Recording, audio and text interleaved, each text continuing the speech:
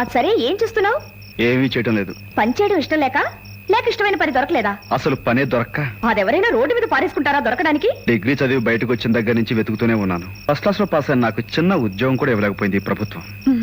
భారతదేశంలో ఉండే ప్రతి నిరుద్యోగి చెప్పే చేతకాని మాటలే నువ్వు చెప్తున్నావన్నమాట. అంటే? అవును, డిగ్రీ చేతికొచ్చిన ప్రతి యువకుడికి చేతనైంది ఇదొక్కటే. ప్రభుత్వాన్ని నిందించరు. మన పని మనమే వెతుక్కోవాలి. అవసరమైతే పని సృష్టించుకోవాలని ఎందుకు ఆలోచించరు? ఉదాహరణకి నన్ను తీసుకో. నేను ఒంటరిదాన్ని.